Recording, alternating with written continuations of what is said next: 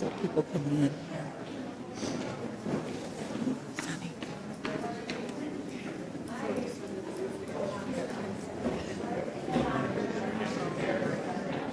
Better get the key from Todd. Oh, we're after 11. This is Ready to join. yeah. Enter, rejoice, and come in. Enter, rejoice, and come in. Today will be a joyful day. Enter, rejoice, and come in. Open your ears to the song. Open your ears to the song. Today will be a joyful day. Enter, rejoice, and come in. Open your hearts, everyone. Open your hearts, everyone. Today will be a joyful day. Enter, rejoice, and come in. Don't be afraid of some change. Don't be afraid of some change. Today will be a joyful day. Enter, rejoice, and come in. Enter, rejoice, and come in. Enter, rejoice, and come in. Today will be a joyful day. Enter, rejoice, and come in.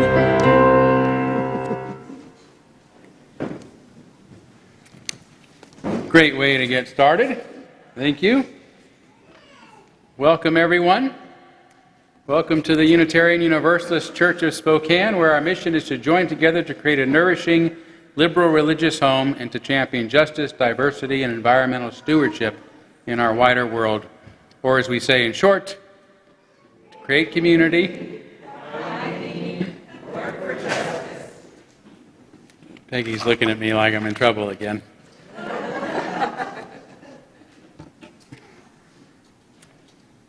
Sometimes I get them mixed up.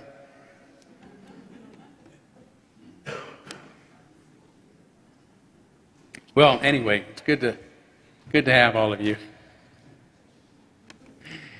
Even with my my dyslexia. Dyslexia? Get it? Okay, all right.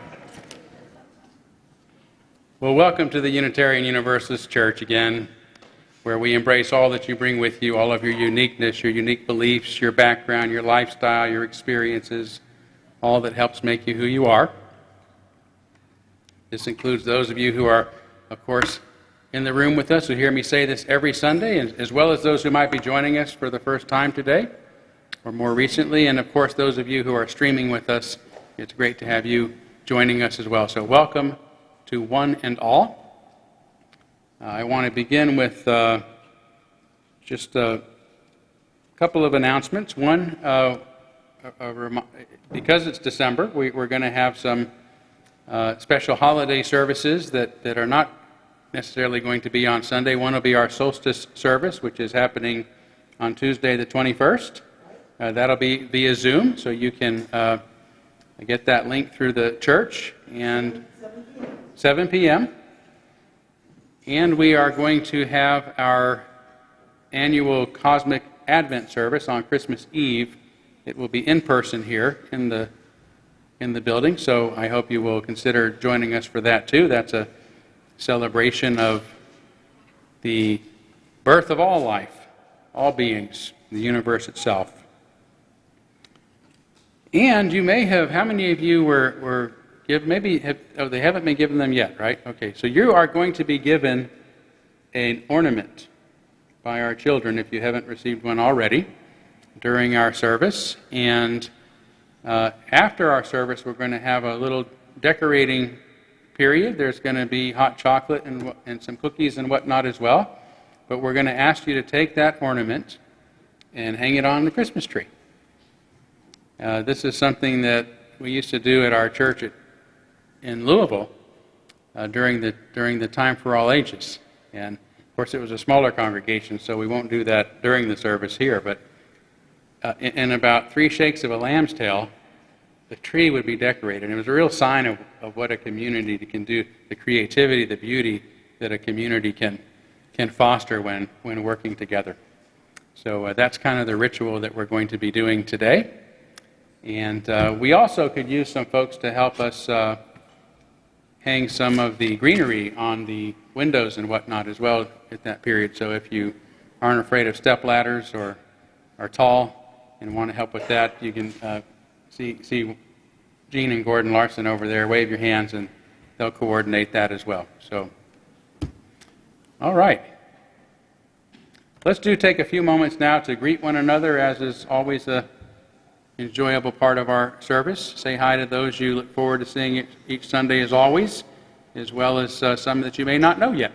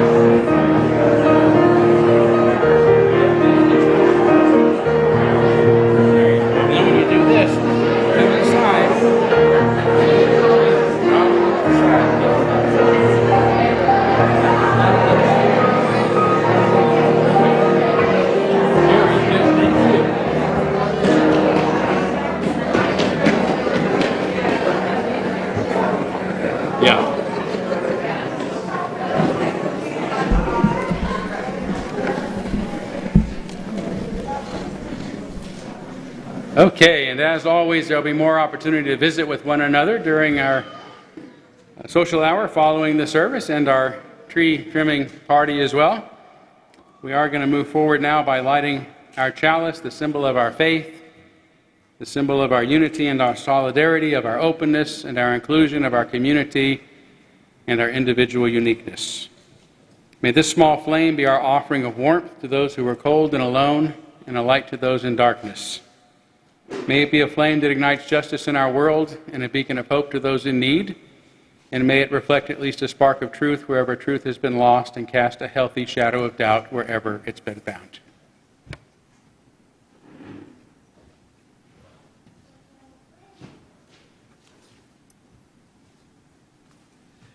Concerning the question of life's meaning, Lao Tzu proposes a deep understanding of the essence of existence, which is mysterious. Meaning comes from being a product of the world itself. We, like the rivers and trees, are part of the way, which is made of everything and makes everything and cannot ever truly be known or spoken of. Life matters because we exist within and among living things as part of an enduring and incomprehensible chain of existence.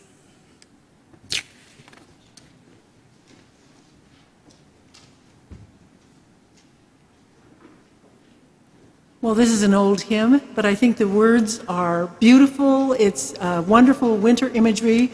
I wore my snowflake, but we aren't there yet. But would you please stand to sing All Beautiful, the March of Days, number 57.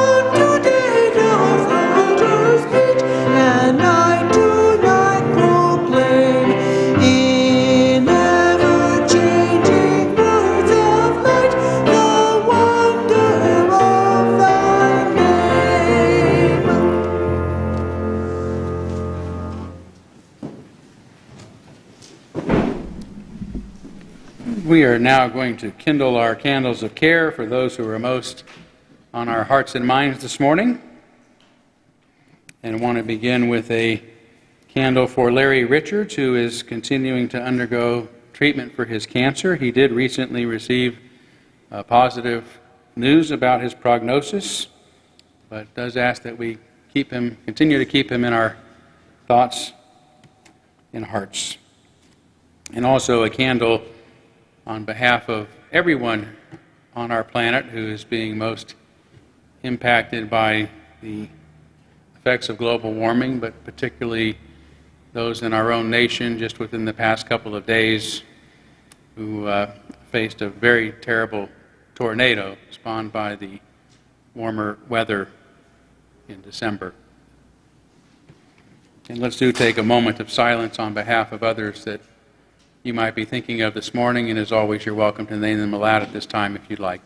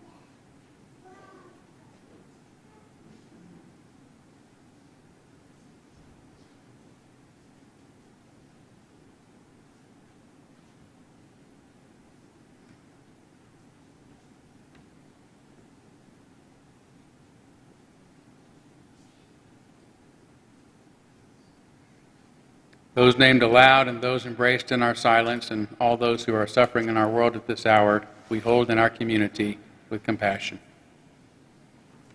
And I'm now going to invite our special guest musician up, who's going to play a piece for us during our offering this morning, Dario Ray. It's always great to have you back with us, and these are, it's always special to have you with us, but these are pieces that he has composed himself that you'll be hearing a couple of them today, and I know you're going to love and enjoy them very much. So we now gratefully give and receive this morning's offering, which helps sustain this community and our mission to the larger world.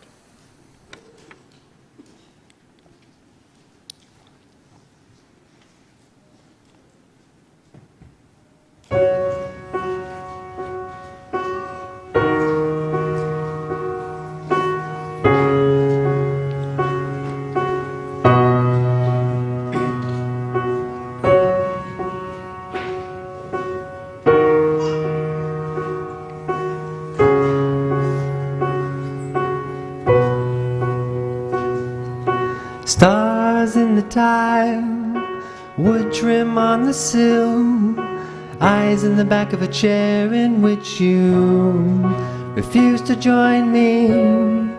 It's like these holiday lights are glowing for the blind, typical of a fleeting home, a camp for the sleepless, a refuge for the sane.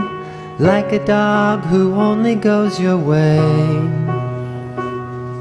To maintain composure in the wake of a war is to swallow the echo of a scream. Like the landscape of a holy moon. Landscape of a holy moon. Like the landscape of a holy moon. Landscape of a holy moon.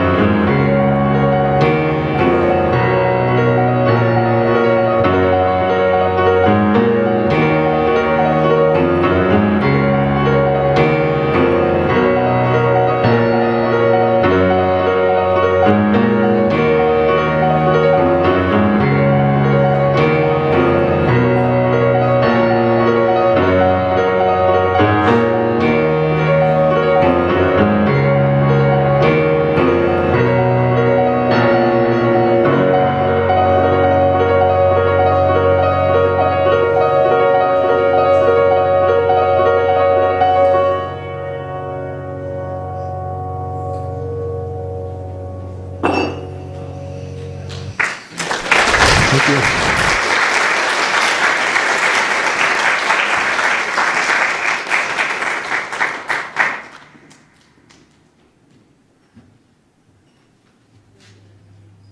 Well, it's time for story for all ages, and I see many kids. Would you come forward to help me with the story? My name is Luba, which rhymes with tuba, and the story will be about orchestra.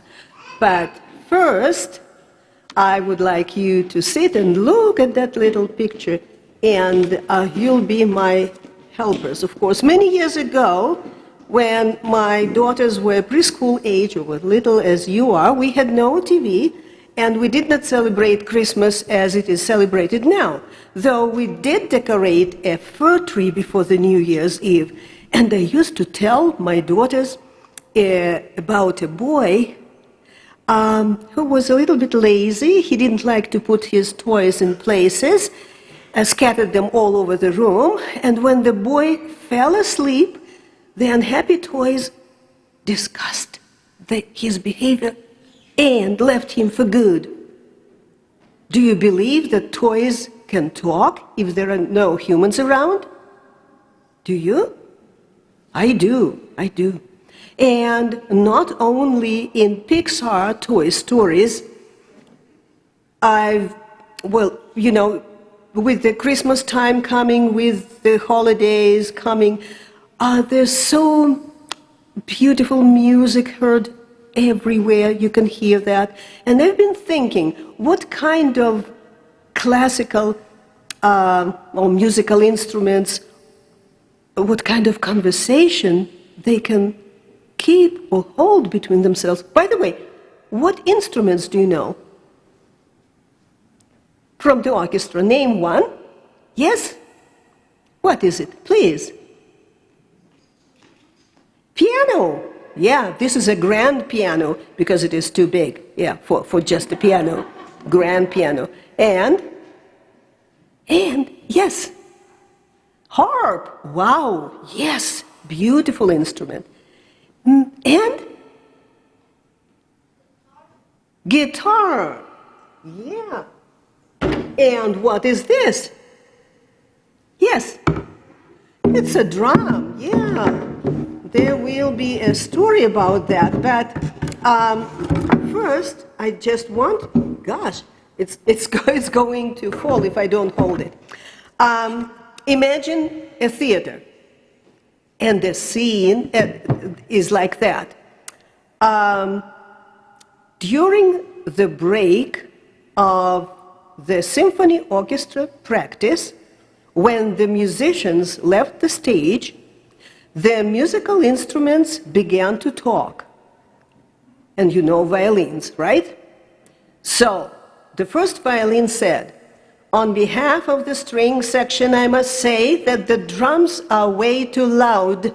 We feel offended by the volume of their sound." "Excuse me," objected the flute, the oldest of all the instruments. "The trumpets hurt my ears more than the drums. They really sound like an ambulance siren." "Absolutely not," objected the trumpets. "But if you're saying that we're not welcome here, we're going to leave." "Don't be offended, guys," said the tuba, speaking in a flat tone of voice. "I suspect some instruments enjoy more privileges than the others. Look at that cello." "It is embarrassing," said the cello, trembling with fury. "I'm the only instrument which is the closest to the human voice. Try and perform without me." Boom! Then the drums expressed their opinion. They thought it was all the conductor's fault, favoring one section of instruments over the other. While the instruments continued to argue, the grand piano in the backstage was keeping graceful silence. Perfectly tuned, it was in harmony with itself, in spite of occasional dissonance between the black and the white keys. The break from the rehearsal was coming to an end, and all the instruments were returning to their seats. The conductor looked at the orchestra and said, "Attention, I'd like you to listen not only to your section of instruments, but to the rest of the orchestra. Only together we can make a very beautiful music."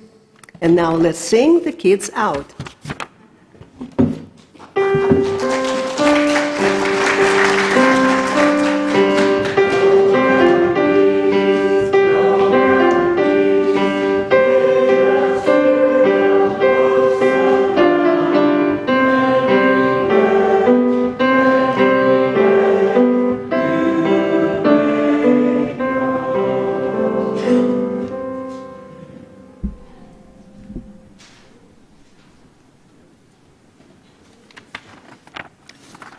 For the meditation, every morning when I wake up, I can choose joy, happiness, negativity, pain. To feel the freedom that comes from being able to continue to make mistakes and choices. Today I choose to feel life, not to deny my humanity, but embrace it.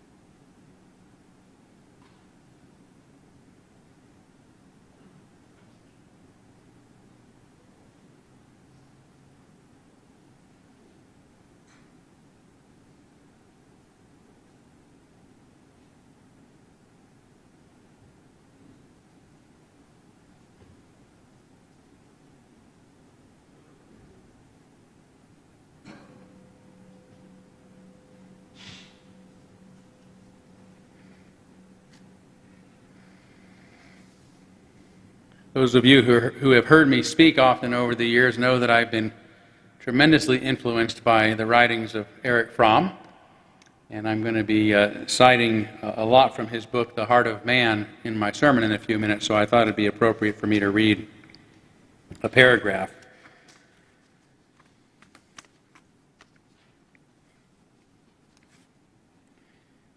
The most important condition for the development of the love of life in the child is for the child to be with people who love life.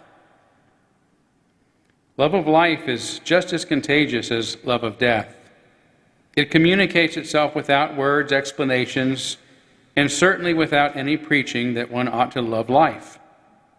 It is expressed in gestures more than in ideas, in the tone of voice more than in words. It can be observed in the whole atmosphere of a person or group, rather than in the explicit principles and rules according to which they organize their lives. Among the specific conditions necessary for the development of biophilia, the love of life, I shall mention the following: warm, affectionate contact with others during infancy, freedom, an absence of threats, teaching by example rather than by preaching, of the principles conducive to inner harmony and strength, guidance in the art of living, stimulating influence of and response to others, a way of life that is genuinely interesting.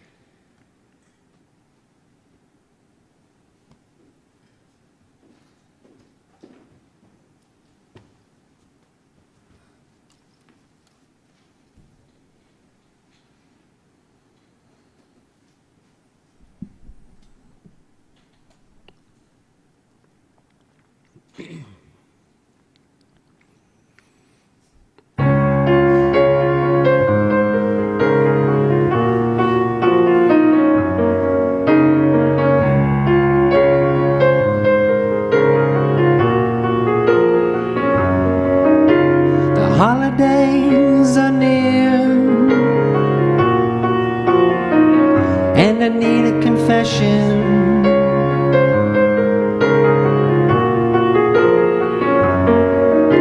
The holidays are near, and I lost my religion.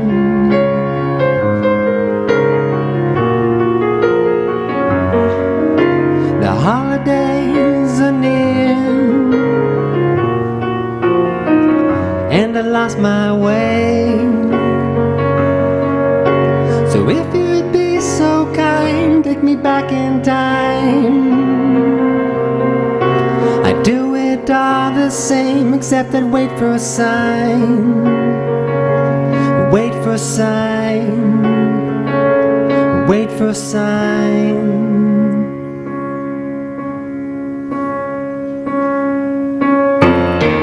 Danger in the voice, where will it lead me? A victim in the sky, you're not my deity. I can hear you through the peach leaves, shriveled up and dying, as will I. I can follow your book and entertain its bloodshed lies. But if I can't hear myself anymore, I'll blame you. For the holidays are here, and I need to make a religion.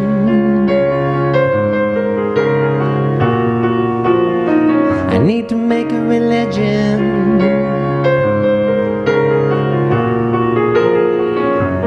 Make a religion. I need to make a religion.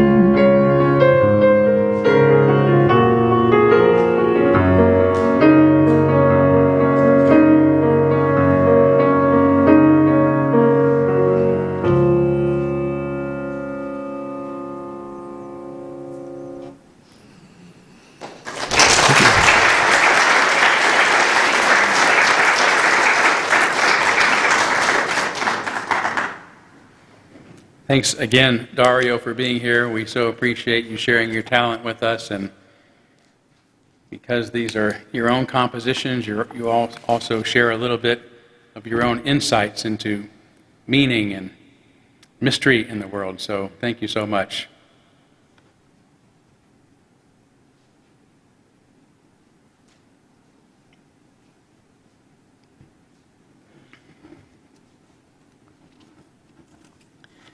I doubt if there is any existential threat in history that proves humanity's collective insanity more than our widespread failure to adequately address climate change.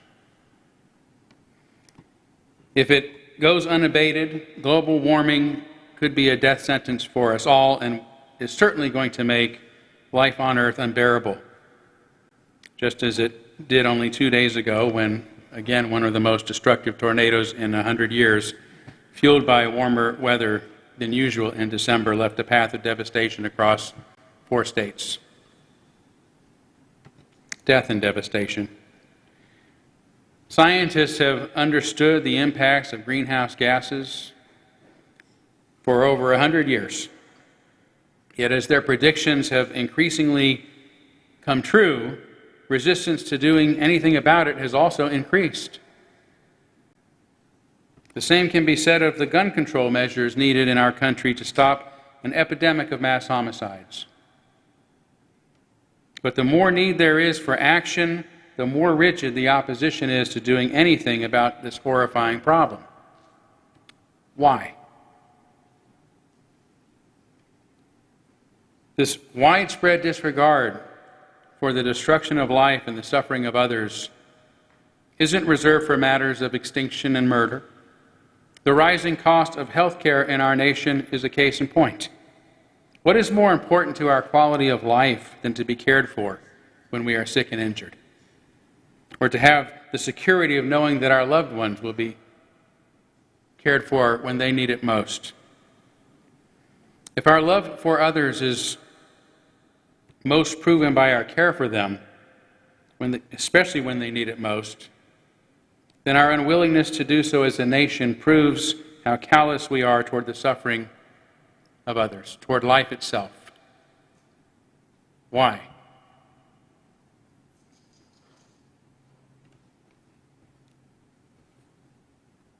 Unclean water, unclean air, poverty, inequality, authoritarianism, and lack of human rights are among the most pronounced causes of human suffering in the world.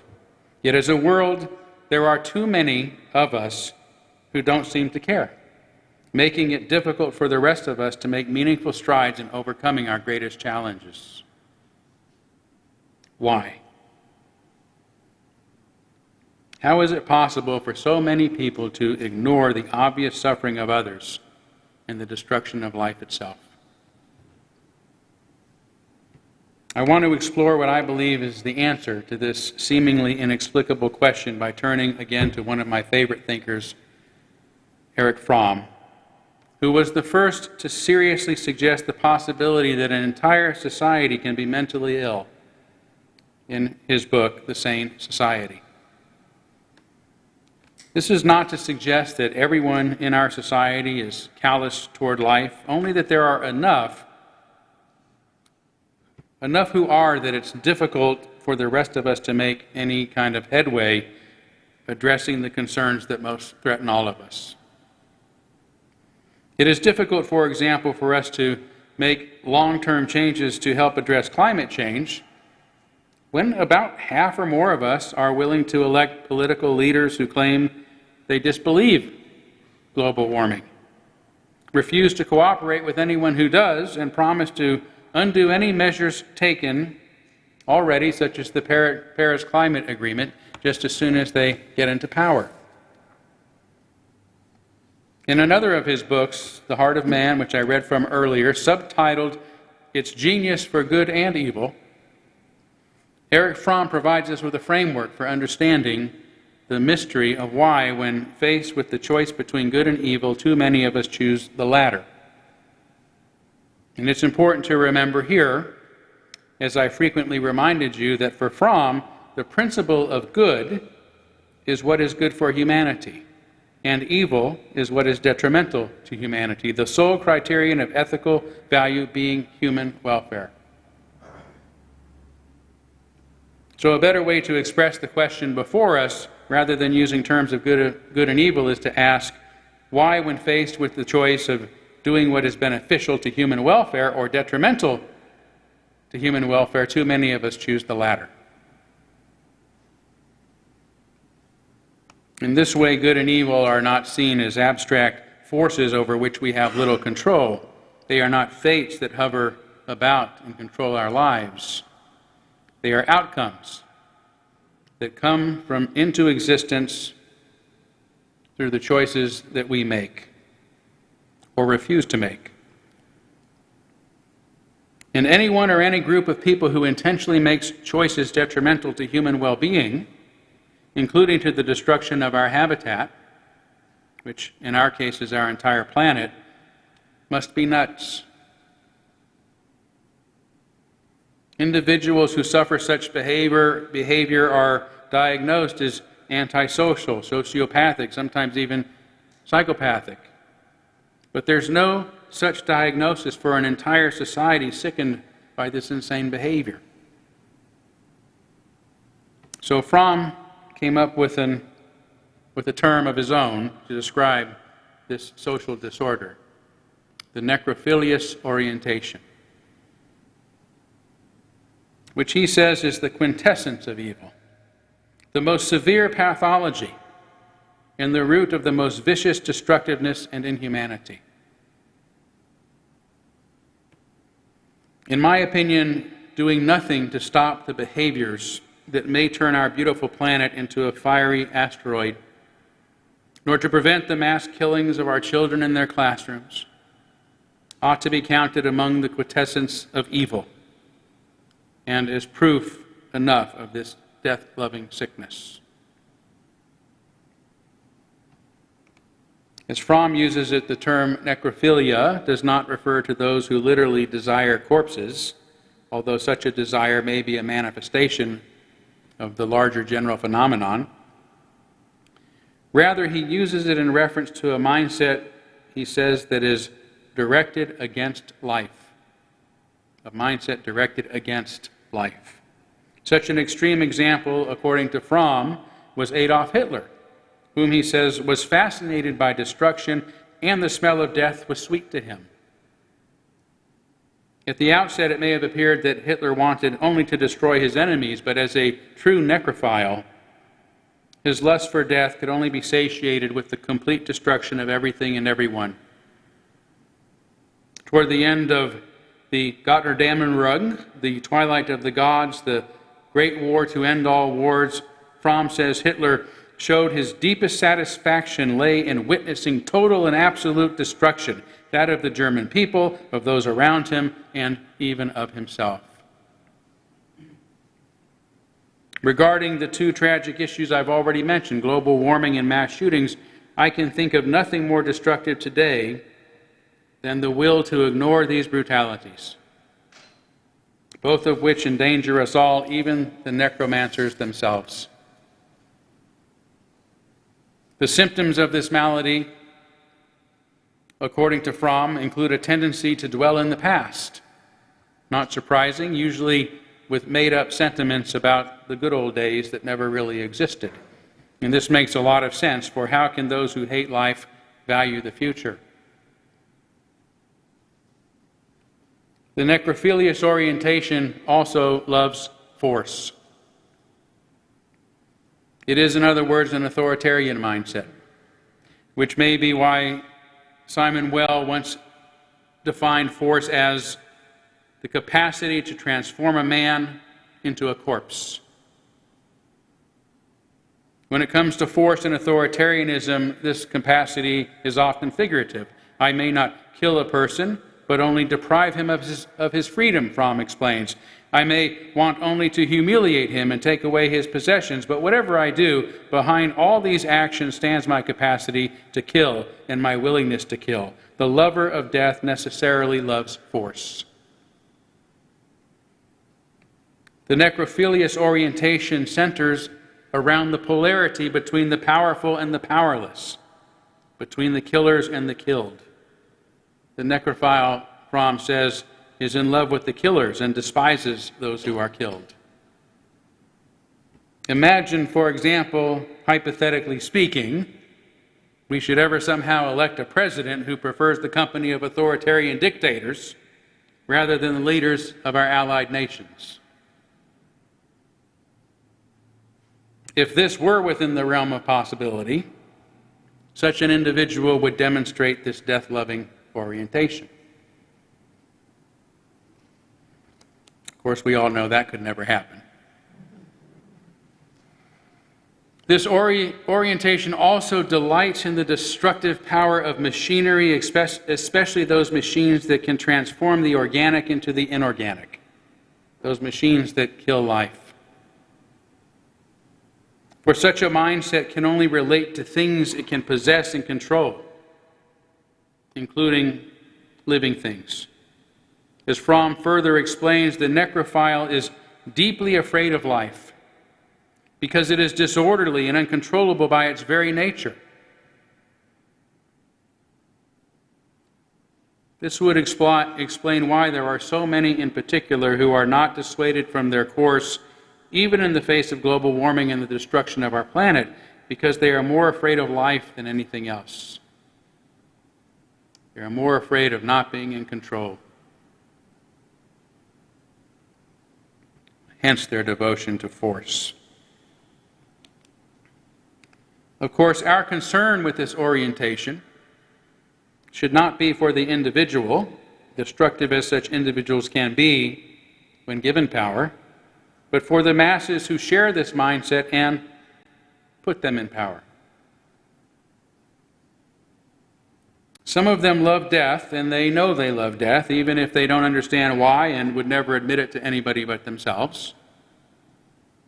Others cannot admit it, not even to themselves, and so try to compensate for their fear of life by pretending to love life in some insincere, meaningless, compulsive way. For example, there are a few in the world, or I should say there are very few in the world who would claim that abortion is the ideal method for dealing with unwanted pregnancies. Many of us want to alleviate such need by promoting women's health and education, including contraception and sex education, and planning for parenthood. Yet there are many others who inexplicably make ending abortion their raison d'etre, their reason for being, yet they are also vehemently against proper sex education and contraception. It makes no sense. As we have seen, their only solution is one of force by making the procedure entirely illegal is itself proof that they are approaching this difficult matter from a necrophilous orientation, because they want to force their way upon others. The reality is the number of abortions performed in our country have been declining for decades since Roe v. Wade, not because necrophiles keep lowering the hammer with heartless laws, but because of organizations like Planned Parenthood that provide women, especially low-income women, with the education, contraception, and other tools necessary for preventing unwanted pregnancies to begin with, and because of other global trends in women's health, education, and rights that are resulting in dramatic decreases in birth rates around the world.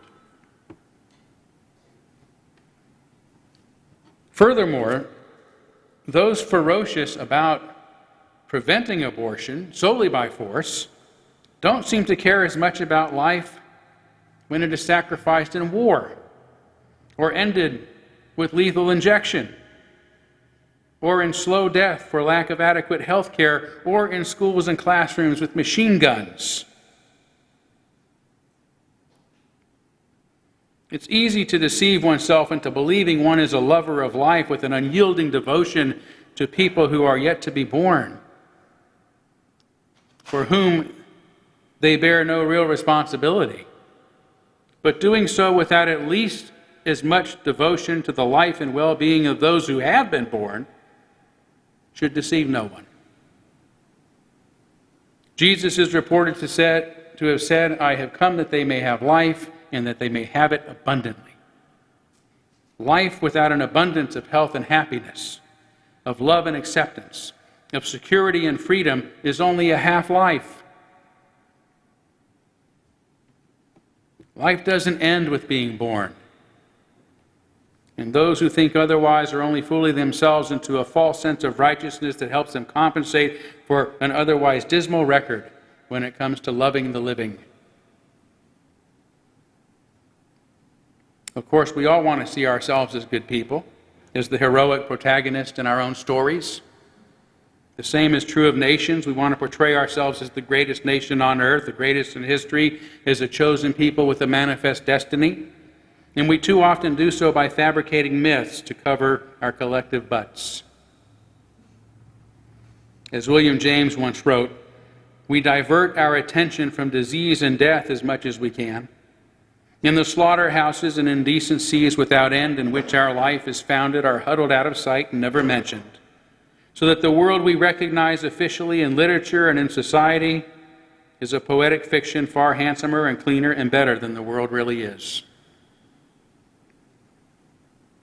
We also fool ourselves into thinking the necrophiles, whom we sometimes choose to lead us, are also heroic figures leading the charge, when what is really admired is their unlimited capacity and willingness to kill, as Fromm says. For this they were loved by the necrophiles. He also recognizes that many people prefer to admire them rather than to become conscious of the fear they have of them, while others refuse to recognize their own necrophilous qualities or the necrophilous qualities within these leaders, and instead see them as builders and saviors and good fathers. Fromm says, if the necrophilous leaders had not pretended they were builders and protectors, the number of people attracted to them would hardly have been sufficient to help them seize power, and the number repelled by them would probably soon have led them to their downfall. There are a few other symptoms of this orientation, but I will only point out one more that I consider important for us to understand, and that is the need for certainty. Certainty is alone a rejection of life. Certainty is a rejection of life. As Fromm explains, because life is never certain, never predictable, never controllable.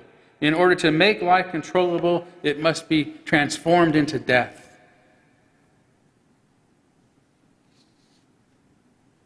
This is why rigid, extremist, fundamentalist thinking is typical of necrophiles, because they fear life and therefore they fear its uncertainty.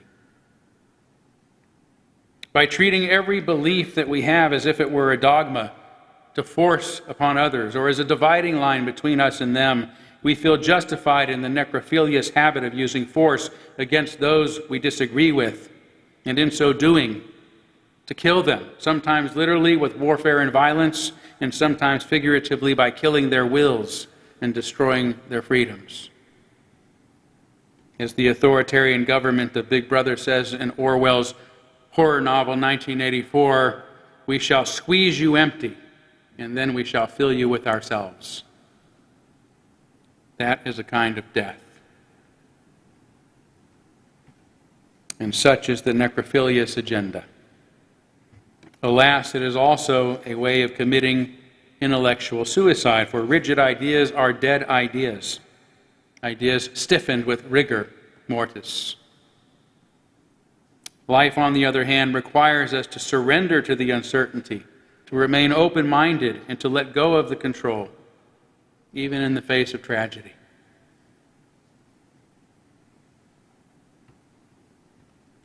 This is an important point to grasp because it helps us understand why so many people gravitate towards this necrophilous orientation. It's not because they are evil people. and that they truly love death, but it's because they are afraid of life, which is always companioned by suffering and tragedy. Who among us doesn't want to have some kind of control over these harsh realities, or at least to fool ourselves into thinking that we have some control over them as we go about our routine lives? In another of his great works, Escape from Freedom, Fromm tells us destructiveness is rooted in the unbearableness of individual powerlessness and isolation, and that the destruction of the world, the destruction of the whole world, is the last, almost desperate attempt to save myself from being crushed by it. We don't have to live with the fear and anxiety of losing the world if there is no world. In some twisted kind of logic, the love of death is ultimately an attempt to destroy the world so we don't have to live with this fear of losing it, which explains the widespread reluctance to confront climate change. There is virtually nothing that is not used as a rationalization for destructiveness, Fromm says. Love, duty, conscience, patriotism have all been used as disguises to destroy others and oneself. Today, many claim that they want to protect the unborn, or to protect jobs, or to protect our Second Amendment rights, even as their choices lead to mass death and destruction. All of this is a truly miserable way of looking at the world. Fortunately, Fromm does not leave us hanging. He also tells us of the opposite mindset, the Biophilous orientation that reflects a love of life that is innate in all of us. Innate in all of us, even those who gravitate towards necrophilia. For as Fromm says, the most elementary form of this orientation is expressed in the tendency of all living organisms to live. That's the natural instinct. As Spinoza said, everything insofar as it is itself endeavors to persist in its own being. Yet this drive can be experienced as an enthusiastic passion for living or as a fear of death. Right? Our desire to live fosters a fear of death, a biophilous or a necrophilous response. But the biophilous orientation is more than just about fighting to preserve life, both for oneself and others. The other aspect is a more positive one, Fromm says. Living substance has the tendency to integrate and to unite. It tends to fuse with different and opposite entities and to grow in a structural way. Unification and integrated growth are the characteristics of all life processes. Hence, the person who fully loves life is attracted by the process of life and growth in all spheres. Rather than being destructive, in other words, the lover of life is constructive. Rather than becoming rigid, one is capable of wondering and prefers to see something new to the security of finding confirmation of the old, Fromm says. One loves the adventure of living more than one does certainty. One wants to mold and to influence by love, reason, by one's example, not by force, by cutting things apart, but by the bureaucratic manner of administering people as if they were things. For the lover of life, Fromm says, good is reverence for life, all that enhances life, growth, and unfolding. And so I'll begin to close as a true lover of life by working to unite these two orientations.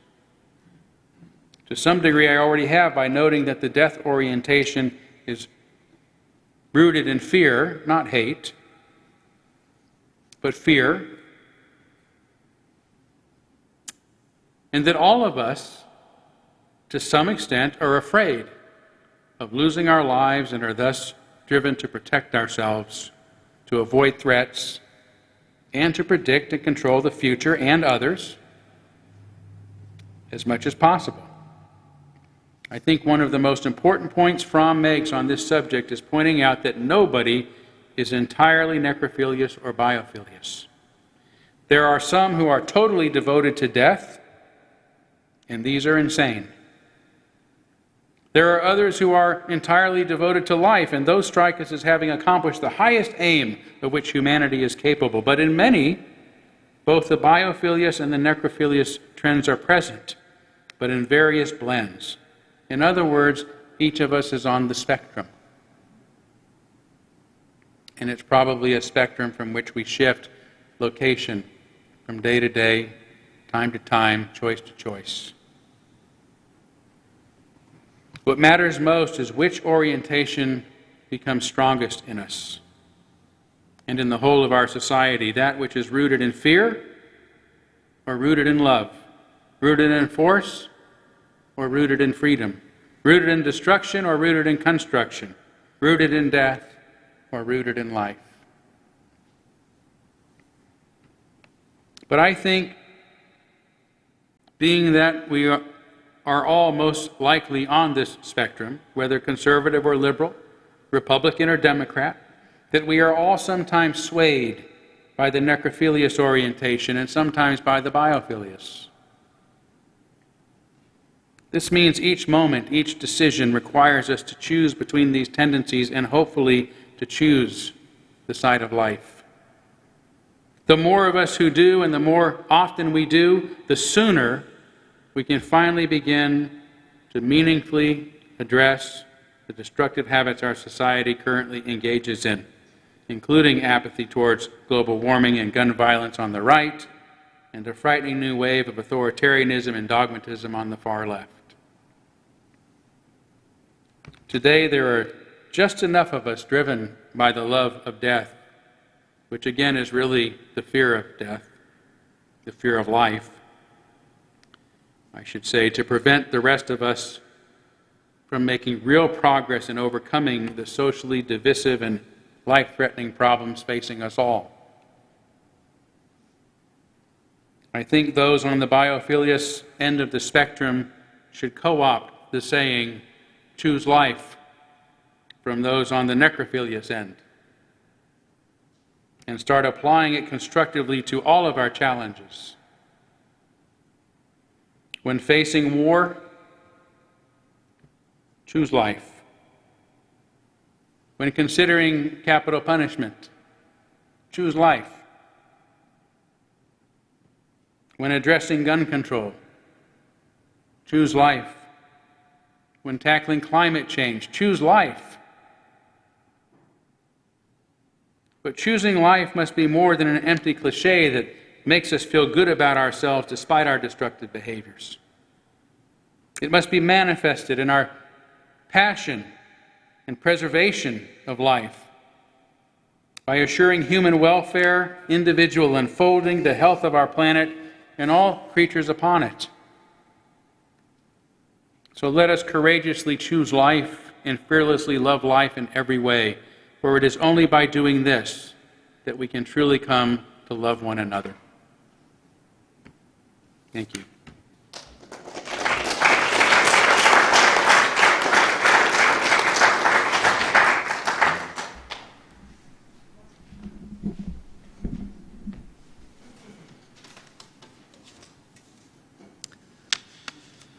Well, we're going to sing this song that came out in the mid-'70s this morning.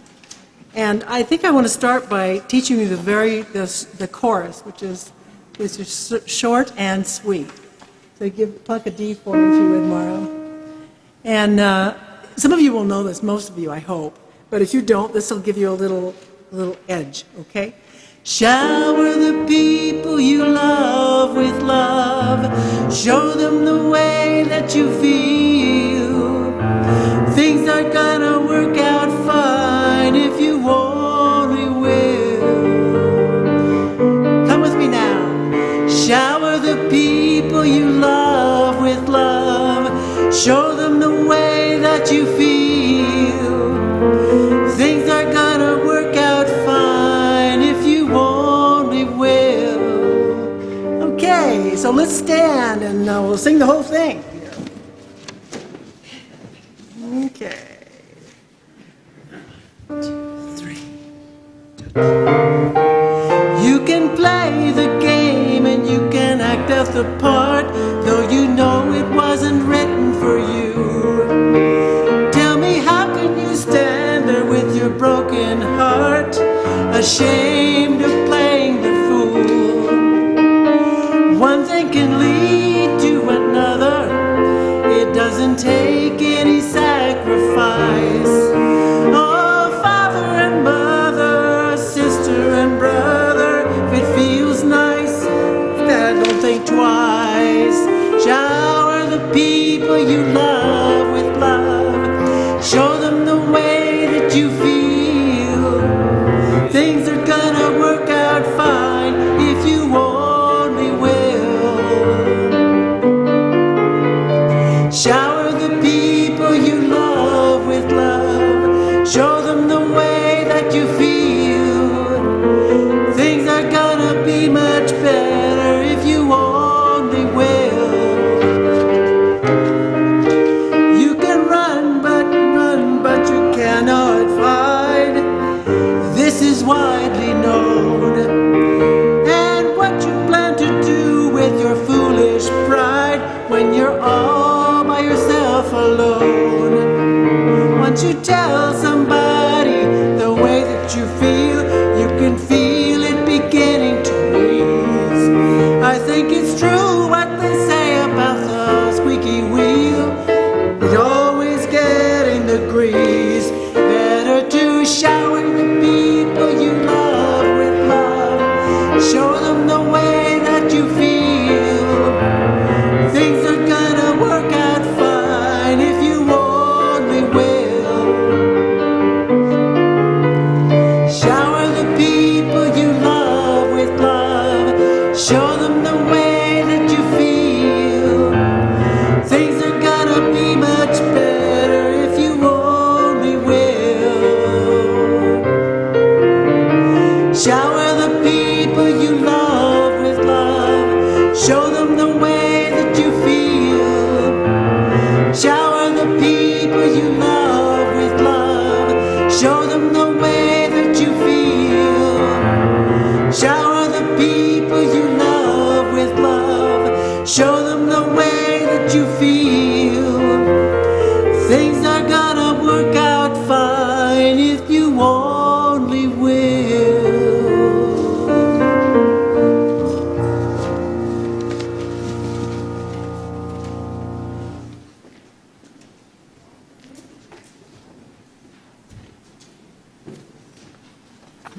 For the benediction, the words of Thomas More. An enchanted life has many moments when the heart is overwhelmed by beauty and the imagination is electrified by some haunting quality in the world, or by a spirit or voice speaking from deep within a thing, a place, or a person. As mystics of many religions have taught, that sense of rapturous union can give a sensation of fulfillment that makes life purposeful and vibrant. Amen, blessed be, salam alaikum, and shalom.